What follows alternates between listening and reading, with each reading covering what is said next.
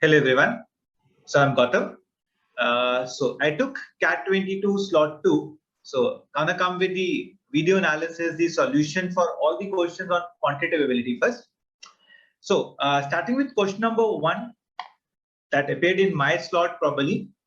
The first question talked about, the question was practically on mixtures. So the question contains, there are two solutions, two containers. The first container had a certain sugar syrup and the second container is having milk. With the first container, half was filled with sugar syrup and the other container half filled with milk. Now they talked about half of the content of the first container is transferred to second, then again half of second to first and blah blah. And finally, what we need to figure out is sugar syrup and milk in the container at the end. Now, logically, if we look at the question, what we are concerned is with milk and sugar in the second container at the end of this 3/3 process. So what we can do is we can look for number of amount of milk and sugar in container 1 and the amount of milk and sugar in container 2. So if I look at them, initially there was no milk in container 1 and no sugar in container 2. So what we can assume is, because I have to do this process for 3 times, it probably have to go for half of it. I would personally like to assume the total of sugar syrup in container 1 to be 40 and the total of milk in container 2 again to be 40, because it says the two containers are of same volume. And I repeat, because I have to take half of 3 times. So I am going with the multiple of 8. So I'm assuming the total of sugar in container 1 to be 40 and total of milk in container to be 40. Now what will I do? In the first process, because half of this content, so this 20 would be shifted over here. So at the end of the first process, when half of the content of first container is transferred to the second container, I'll be left with 20 of sugar in container 1 and I'll have 20 of sugar in container 2. Now the second process says half of this mixture here is transferred back to container 1. Now when I'm going to shift half of it, I'll be left 20 and 10, and what I'll have would be 20 of milk here and plus 10 of sugar. This would be 30. So at the end of the second process, this would be the situation. Again, next, half of this content has to be shifted from container 1 back to container 2. So what was going to happen is half of this plus 10 of milk here, that would make it 30. Half of this would be 15, would make it 25. So finally, the milk and sugar in container 2.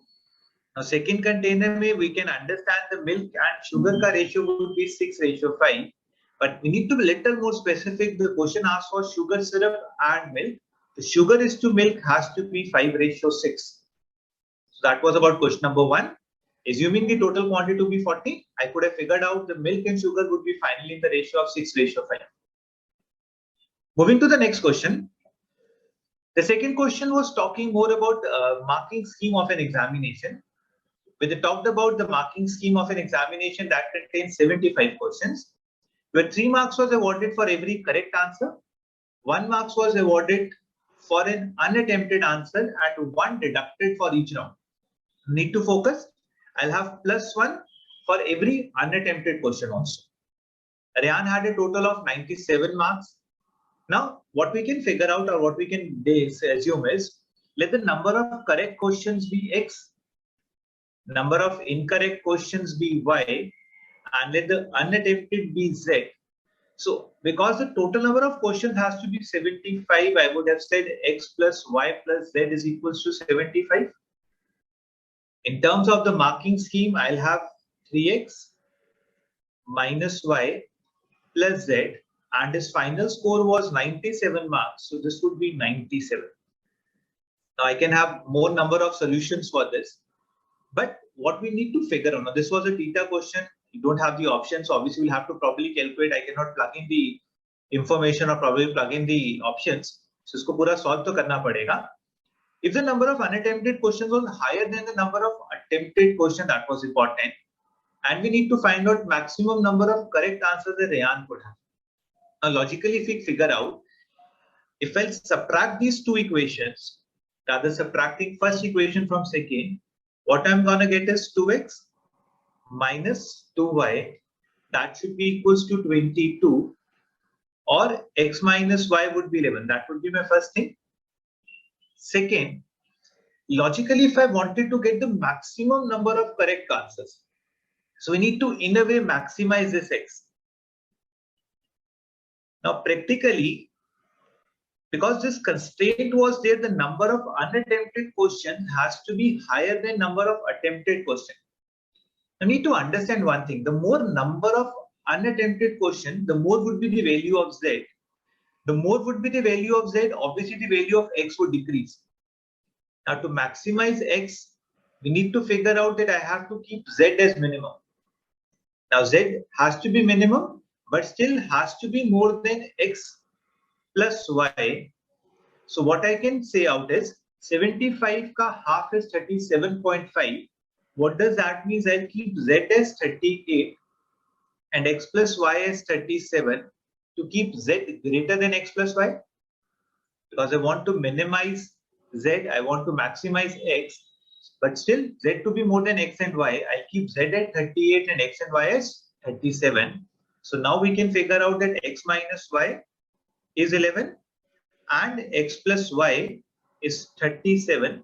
Adding two equations, we can understand 2x would be 48 or x would be 24. So that is the maximum number of correct answers that I could have got, with a given constraint that the unattempted has to be greater than the number of attempted questions. Fine. So that was about the second question in this slot. Moving down to the third question. The third question talked about geometry. We had three questions on geometry in this slot. It says the length of each side on an equilateral triangle ABC is 3 centimeter. Let D be a point, a construction-based question. On BC side, the area of triangle ADC is half the area of triangle ABD. And what we need to figure out is the length of AD. Now, assuming this triangle to be ABC, it's an equilateral triangle, so each of the angle would be 60 degrees. And the length of each side being given as 3 centimeter. It says you have to keep D as a point on BC side, that the area of triangle ADC is half of ABD. So in a way, because it's an equilateral triangle, so the ratio in which the area has to be distributed would be the ratio in which the side BC would be distributed. So as ADC has to be half, so I would divide BC into two parts such that the ratio would be 2:1. So that is probably clear, because the area has to be half. So BD to DC has to be in the ratio 2:1. Now, because we need to figure out the length of AD, I could have applied the cosine rule here. We can understand cosine of 60, cosine rule cos 60 would be equals to the square of the adjacent sides, that is 1 square plus 3 square minus the square of the side opposite to it, that would be AD square, upon the twice the product of the adjacent sides, that is 2 into 1 into 3. Now we all are clear probably cos of 60 would be 1/2. That should be equals to 10 minus AD square upon 6. So 10 minus AD square should be equals to 3, or AD square would be equals to 7. Now obviously the length could not be negative, so AD has to be root of 7. So that was the third question that appeared in this slot. Moving to the next one. The fourth question seems like a combination of time, speed, distance, a bit of geometry involved or algebra involved in it. It says there are two ships that met in the mid of the ocean, and then one of the ships goes further south and the other ship goes further west, both traveling at the constant speed. 2 hours later, they were 60 kilometers apart, and it is given that the speed of one ship is 6 kilometers per hour more than the speed of the other ship.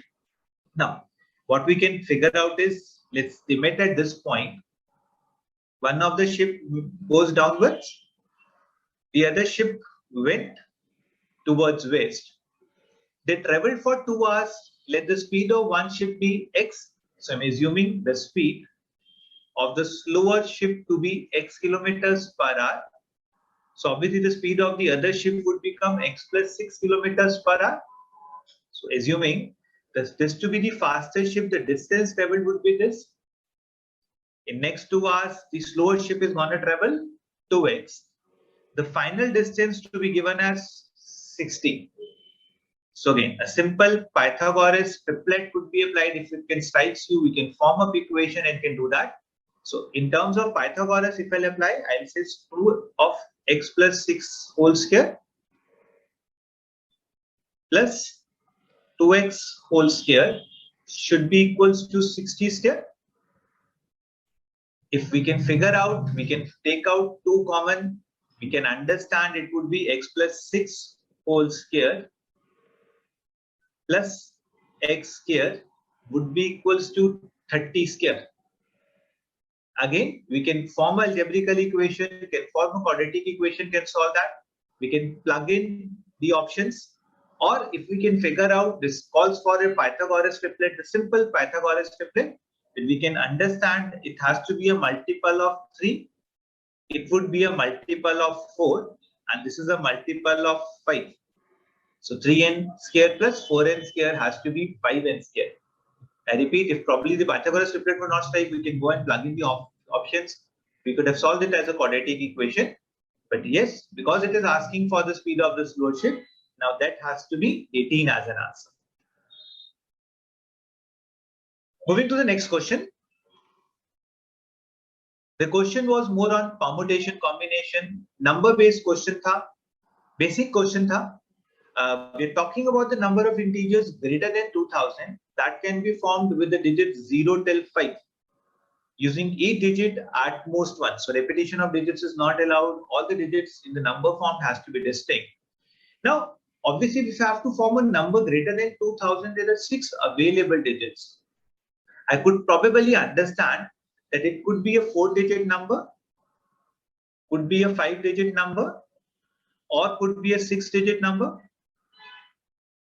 Now, starting with a 4-digit number, because I have to keep distinct digits and the number has to be greater than 2000. So this first place could have anything between 2 till 5. So the first place will have 5 options. Anything putting greater than 2 or equals to 2 at the first place, 1000 place is going to yield me greater number than 2000. The next place would be left with again 5 options, because I must have used one of the digits at the first place, the 1000th place. So 100th place will have 5 options out of these 6 available digits. The next would be left with 4, the next would be left with 3. So that is going to contribute a total of 300, 25 into 4 into 3. Looking for a 5-digit number, we can understand a 5-digit number would be definitely greater than 2000. So first place could have anything from, so sorry, I have made a small mistake here. Very sorry for that. Because I am keeping anything from 2, 3, 4 or 5. So sorry for that. The first place will have 4 options. Fine, because 2, 3, 4, 5 is going to give me 4 options. So 20 into 480 into 3 would be total of 240 cases for 4-digit number. 5-digit number, I'll have 5 options at the first place because I cannot have 0. We'll be left with 5, 4, 3 and 2. So that yields a total of 600. 6-digit number, again the first place will have 5. The rest other places would be 5, 4, 3, 2, 1, that is 5 factorial. So 5 into 5 factorial would be 600. So in all, we can add up all of them and the total number of numbers that could be formed or integers that could be formed would be 1440. Moving to the next one. Question number 6 seems like again an algebraical based question. Number of integers of the solution of the equation which is equivalent to 1. This is one question that occurred 2 years back also in the CAT. Now, when I'm talking about something that was equivalent to 1, I'll have probably 3 options that we need to take consideration of. 1, this base of the exponential could be equals to 1. The second case, it could be minus 1, but then need to make sure that the power has to be even. Minus 1 raised to power even would turn out to be positive 1. So I repeat, when x square minus 10 is equals to minus 1, I need to make sure that the power has to be even. And the third case could be, base could be anything, but this power of x square minus 3x minus 10 should be equals to 0. Now, because they were talking about the integral solutions to it, looking down to the first case, I'll got x square is equals to 11, with x means under root of plus minus 11. Not an integer, so would not be considering this as a case. Second, x square would be equals to 9, so x could be plus or minus 3. I repeat, we need to plug in the information, the power, and figure out, substituting these values, the power should turn out to be even. So substituting x is equals to 3, the power would become 9 minus 10. Minus 1 raised to power minus 10 is 1, so valid value. Looking down to minus 3 as a case, substituting minus 3, that would be 9 plus 9, 18 minus 10 plus 8. Power is plus 8 again, so would be a valid value. So I'll have two possibilities right now. X could be plus 3 or minus 3. Theta question hai, MCQs nahi hai, option nahi hai. So obviously we'll have to figure out all values. So plus 3 and minus 3 are two valid cases in this. Second, if the power is 0, I'll have to obviously figure out the roots for this. It's a simple quadratic equation. We can understand substituting x is equals to minus 5 or minus 2. These would be the two roots of x square minus 3x minus 10 is equals to 0. Again, at 5 and minus 2, base up kuch bhi hoga, par, agar even, 0 ho gayi, would be a valid value, the resultant would be 1. So we'll have four possible values of x in this case, 3, minus 3, 5 and minus 2. So because they're asking for the number of integral solutions, I would have gone and put 4 values, or 4 would be the correct answer. Next question in this series was talking about the basic average based questions, some maximum minimum possible of a person. So the question talked about 5 students, including Amit. They paid for an examination where the range of the marks was 0 to 50, both including. The average marks of all these students is 38. So what we can understand is 38 into 5, 190. What was this scored? It is clearly given that exactly 3 of them got more than 32. If no 2 students got the same marks and Amit got the least marks among the 5, so everybody has to have a distinct marks and Amit has to score the lowest of all these 5. Now logically, if I want Amit to score maximum, highest, what I'll make sure is the score of Amit has to be least of all these 5, and there has to be exactly 3 more than 32. Now logically, because the average has to be 38, what we can figure out is there has to be exactly 2 less than or equals to 32. Their Amit has to be least of all. So I'll try to understand Amit ka maximum 31 ho sakta hai. Reason being there has to be at least 2 equivalent to or less than 32. So let's keeping the second highest to be at second lowest to be 32. So Amit being the lowest would be at 31. Rest 3 would be scoring 190 minus 63. That turns out to be 137. So 137 distributed among 3 could be anywhere in the range of 40s. Could be anything. We could have understood the range could be equivalent. That could be anyways. Somewhere could be scoring 41. Another could be scoring 42. Another would end up scoring something like 48, 49, whatever. So valid case ho gaya. So Amit's maximum has to be 31. If I want Amit to score minimum, so what I'll try my level best to have others scoring the maximum. If I want others to score maximum, obviously the maximum possible combination would be what? The highest would be scoring 50. The second highest would be scoring 49. The third highest would be scoring 48. And the fourth highest could not score more than 32 again, because that is the highest possible score that everybody could score.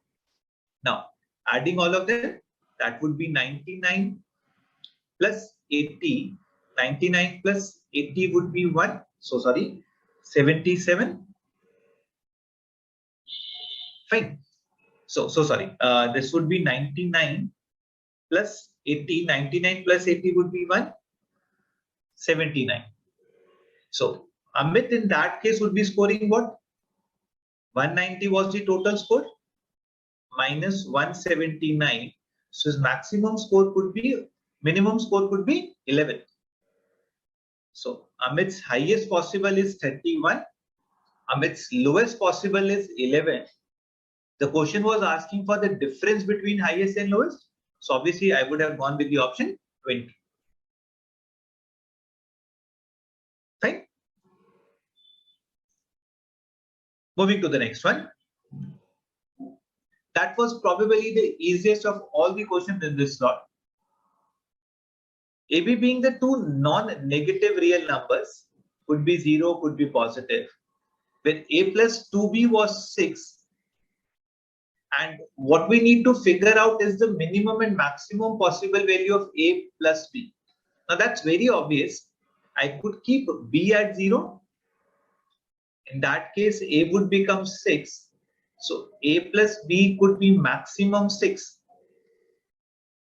In the other circumstances, if I assume A to be 0, B would be 3. So what we can figure out that A plus B would be 3. So that was the easiest of all. That would be the maximum and the minimum possible value of A plus B, because we need to figure out the average of these two. So average of these two would turn out to be 4.5. The next one in this slot now. The question on regular polygons, the sides and the interior angles. So probably if we can remember a basic fundamental for interior angles, each interior angle of a regular polygon is given by the formula 180 minus 360 by n. The total sum of the angles is basically n minus 2 into 180. When you divide that by n, each interior angle would turn out to be 180 minus 360 by n. Now, where n is obviously the number of sides that the polygon has. So they said that the number of sides were already in the ratio of 1:2. So I can assume the sides, the number of sides to be x and 2x. Interior angles in the ratio of 3:4. So what I'll do would be 180 minus 360 by x would be the interior angle of the first polygon. The second polygon would be 180 minus 360 by 2x. And the question says this should be equals to 3:4. Again, was a non-MCQ, a theta-based question. So we can easily solve it. We can try with plugins. Otherwise, I don't need that. We can easily solve that. We can figure out, we can take 180 common in numerator and denominator. So I could reduce the numerator to 1 minus 2 by x. Denominator 180 common nikal lenge, 2 upon 2x so would be reduced to 1 minus 1 by x. So that calls for a simple calculation now. X minus 2 upon x minus 1 would be 3:4. Substituting, cross multiplying, I'll get x is equals to 5. But because the number of sides of B पूछा गया था, where B had the more number of sides, so my answer should be 2 into 5. So we'll go with the option as 10. Because again, I repeat, the number of sides of B was asked, where B was the bigger polygon, the polygon with more number of sides. So if x turns out to be 5, the total number of sides of that polygon B has to be 2x. So would have gone by 10 as the answer. The next in the series, a question on percentages and simple interest. Now, if you read the question clearly, it says 1/5 of the capital invested at 6%, 1/3 at 10%, and remaining at 1%. Because we need to divide the capital into 1/5, 1/3, and remaining, and then we probably have to work at 6% and 10%. I would prefer to assume the initial investment or the total capital to be a multiple of 5 and 3. So to calculate my things, I'm assuming the principal or the initial investment as 1500. A multiple of 5 and 3, because the percentage to be involved, so I'm assuming it to be 1500. So how would I interpret this question? 1/5 of the capital, that means 300 invested at an interest of 6%. 1/3, 500 invested at an interest of 10%, and remaining 700 invested at an interest of 1%. So because it is simple interest, I would figure out that yes, I'll be getting 18 rupees of interest per annum. On the second investment, I'll be getting 50 rupees of interest. And on the third investment, the total interest would be 7 rupees. That means that Mr. Pinto, when went into this fashion, would be getting 75 rupees per annum as an interest. The question says the minimum number of years required for the cumulative interest income from these investments to be equal or exceed his initial capital. So 75 into the number of years required should be greater than equals to the initial investment of 1500. That means my n should be greater than equals to 20. So what is asking for minimum number of years? So we need minimum number of years to be 20 to make this interest payment to be greater than or equals to the initial investment.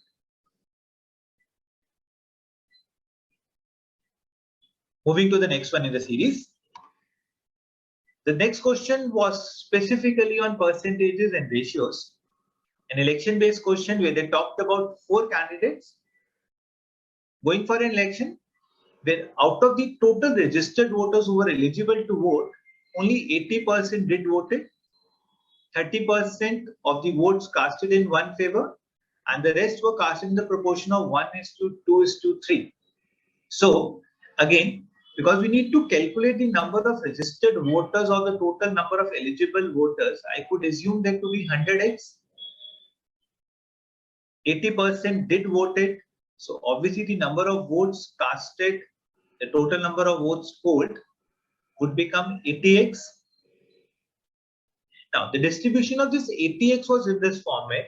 One of the candidate is going to get 24x, 30% of 80x. That is with one of the candidates. The other 3 candidates got in the ratio 1:2:3. Now, this 2512 votes was the difference between the highest and the second highest. What we can understand here, 1/6 of 80 would be the lowest, 2/6 of the remaining tha. So 80 may say I would subtract 24x. What would be left is 56x. Half, 1/3 of this would be to the lowest candidate, half of this would be to the second lowest, and 3/6, that is half of 56x, that would be 28x, would be with the winner. So this would be the winner and this would be the first runner-up or the second highest. The third highest would be 2/6, 1/3 of 56, right? Difference to diya hua hai, that is between the winner and the second highest, so 28x minus 24x. 4x was given as 2512. What I was looking, or what the question was looking for, the registered votes. That is, we need to calculate for 100x. So that has to be 2512 into 100/4. Obviously 2512 into 25 would turn out to be 62,800. So was an easier job now. Fine. Moving to the next one. A question from algebra talking about a cubic equation. If it is specified that r and minus r are the 2 roots of the equation, need to calculate c. So could have gone by sum and product of roots. So if I look at the equation, if one root is r, the other is minus r, I can assume the third root to be alpha. Now, the sum of the roots, if I add these 3, I'll be left with alpha. that should be equals to minus c by 5. That should be my first interpretation. Next, minus 10 would be representing sum of roots taken 2 at a time. Now taking 2 at a time, we can understand r into minus r would be minus r square plus r alpha minus r alpha, which is practically minus r square. That would be equals to minus 10 by 5, or my r square would turn out to be 2. Another thing, if I look down to the product of roots, the product of roots here would be minus r square into alpha. That would be equals to minus 9 by 5. Now, I could have substituted r here. R square was 2. So 2 into alpha would be 9 by 5, or my alpha would turn out to be 9 by 10. Now, substituting the value of alpha here, I could figure out c. So alpha is 9 by 10. 9 by 10 should be equals to minus c by 5, or my c would turn out to be minus 9 by 2. That is what the question was asking for. So c has to be minus 9 by 2. The next in the series. The next question was from functions. Again, if I look at the function in the initial code, it says f of x plus f of x minus 1 should be equals to minus 1. Or that means f of x and f of x minus 1 का जो sum है वो plus 1 होना चाहिए. Also, f of x square minus x is 5. Now, because being generalized, I could have substituted any of the values here. I would substitute probably because not defined for any particular integer or something like that for all integers, but could be positive, could be negative, could be 0. So what I can figure out is f of 1 square minus 1 would be equals to 5, or f of 0 would be 5. If f of 0 is 5, substituting in this equation, f of 1 plus f of 0 is 5. So sorry, this is 1. So substituting this to be 5, I can figure out that f of 1 would be minus 4. With the same logic, it would become a periodic function because substituting f of 1 and f of 2 again would be equals to 1. So keeping f of 1 as same, f of 0 would be equals to f of 2. So this would be a periodic function with all odd values yielding me yielding me minus 4, and on even values including 0 yielding me 5. Secondly, g of x is x square. So when I want to find f of g of 5, now g of 5 would be f of 25, all odd values yielding me minus 4. When I'm talking about g of f of 5, now f of 5 again would turn out to be minus 4. G of minus 4 would be minus 4 square, that would be 16. So sum of these two would turn out to be 12. So easier job. Okay, moving to the next one. The 14th question. A question that was based on basic quadratic equation, a basic property on quadratic. It says the fx be a quadratic polynomial in x such that fx is greater than equals to 0 for all real numbers x, and f of 2 is 0.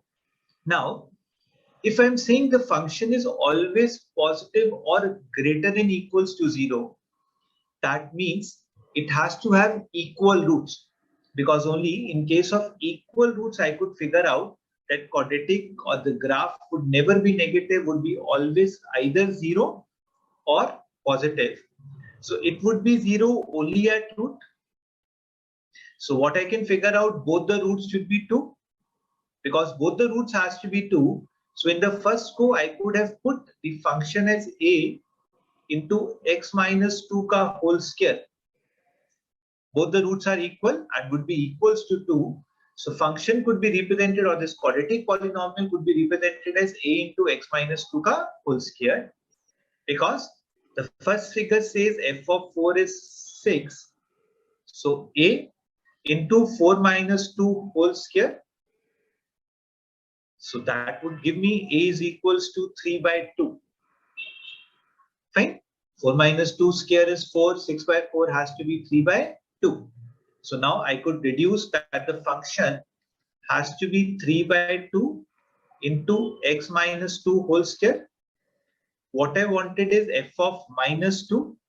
So f of minus 2 now would be 3 by 2 into minus 2 square. So that would be 3 by 2 into 4 square 16. That would turn out to be 24. So this was again not a very tough one. Moving to the next one. A little lengthier question on arithmetic progression. Because if you figure out the question was talking about AP in the first course seems simple, 3, 7, 11, 15 with a common difference of 4. But here an represents the sum of first n natural numbers, or sorry, first n CD terms of the series. But then we have to figure out the sum of such n terms for 25 terms. What does that mean? If we'll put at A1, that would be 3. A2 would be 3 plus 7. A3 would be 3 plus 7 plus 11. And we have to work with the sum of such 25 series. So what I'll do is I'll try to journalize and try to find out this each term. So every nth term would be equals to n by 2 into 2a plus n minus 1 into d. Keeping 2 as common, what I can figure out, this is n, this is 3 plus 2n minus 2, or this would be n into 2n plus 1. So each nth term would be practically given by 2n square plus n. That would be the each of a nth term. Now trying to find out the sum of these 25 terms. So what I'll put is the summation of them. So that would be 1 by 25 into twice the summation of n square plus summation of n. Now sum of n squares would be n into n plus 1 into 2n plus 1 divided by 6. And summation of n terms would be n into n plus 1 by 2. The only advantage is because n is 25, when I substitute 25 here, this would cancel out. So what would be left is practically 26 here. I'm substituting this here.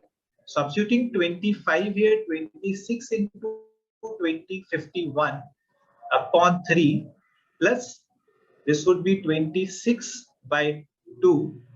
So again, to make it look easier, we can use calculator, or we can calculate 26 into 17 plus 1 by 2, and you'll calculate would turn out to be 455. Perfect. This was little calculative, little easier, but this would be the way if I'll probably have to target this question. Moving to the next one. A question worked on time and work. This was the only question on time and work in this dot. Talked about 3 people, Anu, Tanu and Manu. They're probably working alone, they could complete the job in the ratio of 5:8:10. So this 5:8:10 is the time taken by Anu, Manu and Tanu.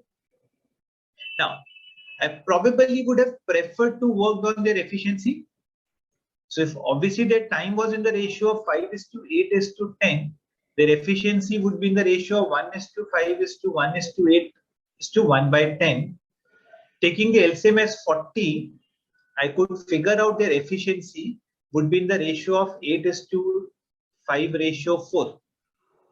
I took the LCM of 5, 8 and 10. So assume their efficiency in the ratio of 8:5:4. Now, assuming this to be their efficiency per hour, because data is given in terms of days and hours, I would have said working together 8 plus 5 is 13 and this is 17 into 32. That would be the total amount of work they are going to do in 4 days and 8 hours. I repeat, assuming their efficiency to be 8:5:4, they'll be forming 17 units per hour.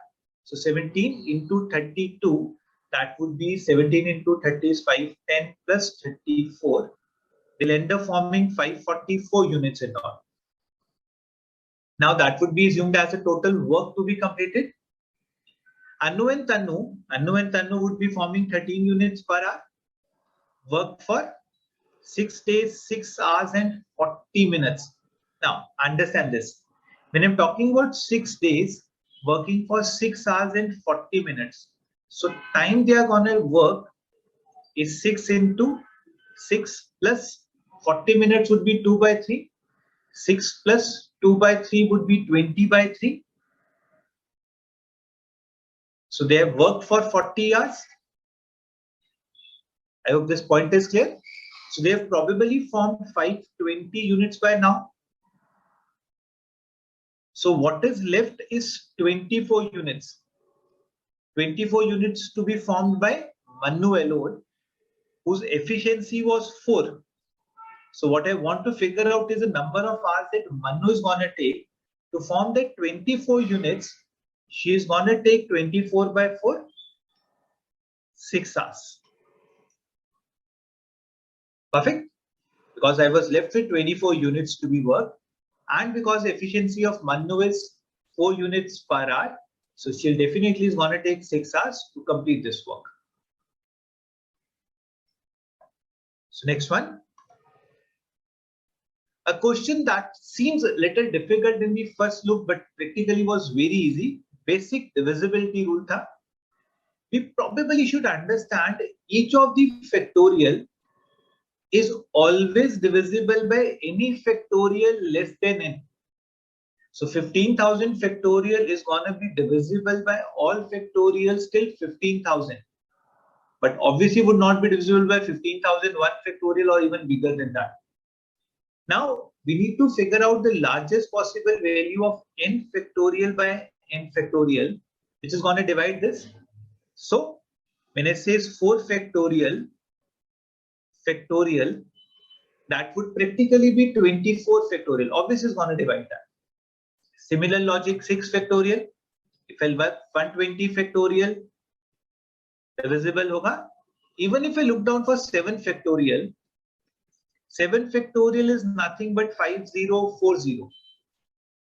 So if 15,000, definitely divisible by 5040 factorial. So should have gone by the option 7. I repeat, 15,000 factorial would be divisible by all factorials less than or equals to 15,000.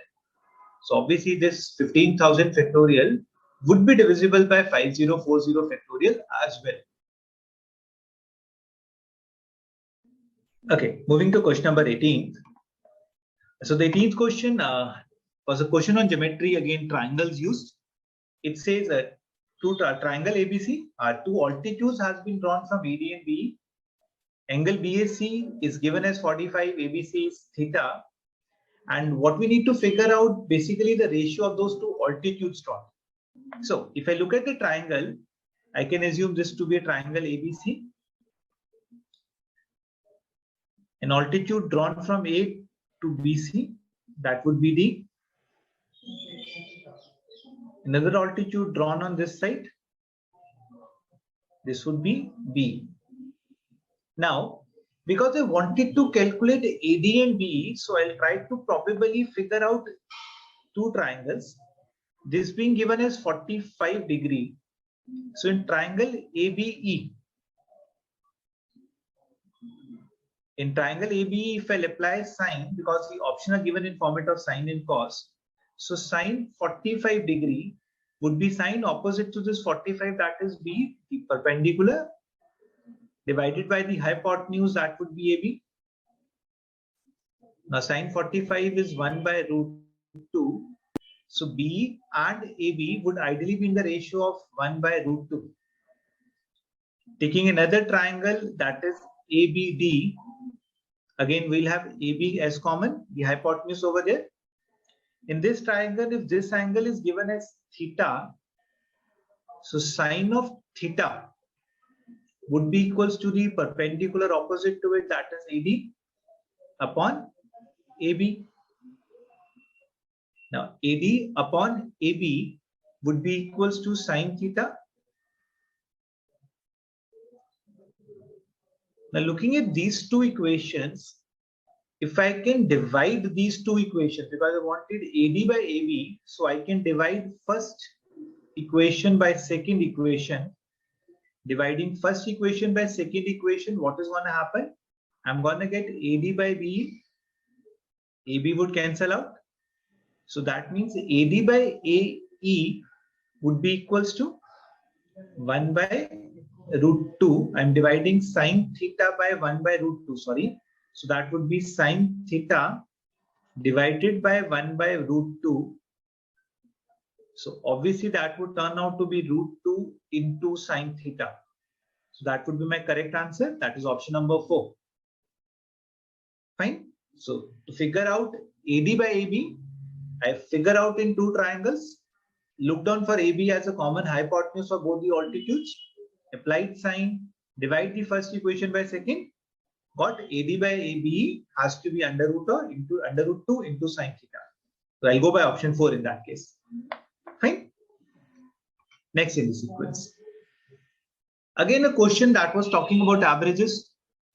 With this is average of a non-decreasing sequence of n. That means it could be either an increasing sequence or all numbers could be equal.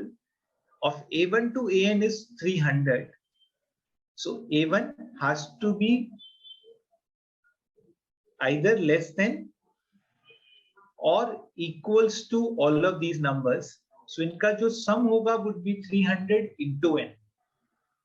Non-decreasing है. So A1 would be least of all or could be equals to all. This is when I replace A1 by 6A1. Rest of the numbers obviously would remain same. The average becomes 400. So subtracting two equations, the first thing that is clear is 5A1 should be equals to 100 of n, where n is the number of such numbers. So A1 should be equals to 20n. Now because we're asking for the number of possible values that A1 could have. Now logically A1 में जो वो 20n है, one number possible नहीं है because being the only number A1 could not be equals to 300. So keeping A1 as 20 into 2, yes, that would be the first possible value. Reason being, I could have said A1 plus A2 should be equals to 300 into 2. But this is 40, so this would turn out to be 560. Now, because A1 is a multiple of 20, so would keep taking values in multiples of 20. That means the next possible value would be 60. Next possible value would be 80. Looking for the highest possible value. The highest possible value would occur when all terms are equal. So substituting here, assuming all terms to be equal, what I'll get would be n times of A1, all terms being equal, should be equals to 300n, or A1 would turn out to be 300. So the first possible value of A1 being 40, then 60, then 80. The last possible value that A1 can take would be 300. So you can apply AP or you can go by simple multiples of 20. Applying AP, you can say this has to be first term plus n minus 1 into d. Or generally also can figure out that number of values that it can take would be 14. This n practically is n1. Okay, this is not this n. So I'll have 14 possible values that A1 can have, ranging from 40 till 300, ranging from 20 into 2 till 20 into 15. So these are the 14 possible values that A1 would have taken in this question. Moving to the next one. Again, this was a little easier. The only thing was need to understand the language well. It says there are 100 particles in a laboratory. On day n, where n being greater than or equals to 2, 1 out of every n particle produces another particle. That means what we simply need to figure out on day 1, if there has to be 100 articles, on day 2, 1 out of every 2. 1 out of every 2 means half of 100. So I'll have 50 more articles, or sorry, more particles to be produced on day 2. So on day 2, I'll have total of 150. 50 new particles would be added to the existing one. On day 3, what is going to happen in 1 out of every 3? 1 out of every 3 out of the total existing 150, that means I'll have 50 more particles produced on day 3. Similarly, on day 4, the total of 200, 1/4 of 200 would be again 50. So the question simply says each day you end up producing or adding 50 more particles to the existing 100. So to make it 1000, obviously, bache, what we need to do is 100 plus 50 into n more days to give me 1000. So n would be 18. So it is going to take 18 more days after day 1 to add up to 1000. So obviously, bache, on 19th day, you will have a total of 1000 particles. I repeat, each day you are adding 15. So to add up to 1000, 100 you already had. You take 18 more days after day 1 to add up 900 to it. So the final answer would be 19th day, you will end up having 1000 particles. Perfect. So next one, the second last, again was little easier. Agar main usko dhyan se dekho, was basic logic based, arithmetic based question. Manu is expected to earn 4,000 per month and wants to save an average of 550 per month in a year. And after 9 months, his expenditure was 3,500. There were certain changes in income and expenditure they're talking of. So first, to begin with, because expected saving on an average has to be 550 per month. So he's expected to save 6,600 on that yearly basis. Annual savings was expected to be 6,600. In the first 9 months, he was able to save only 500 per month, 4,000 minus 3,500. So he ends up saving 4,500 in first 9 months. So expecting a saving of 2,100 in next 3 months. That means he's expecting an average saving of 700 per month after the 9 months. This is all what he is expected to save. Now, his expenditure from 10th month onward is 3,700. So the expenditure is 3,700 and expected to save 700. So what he should earn is the expenditure plus the expected saving.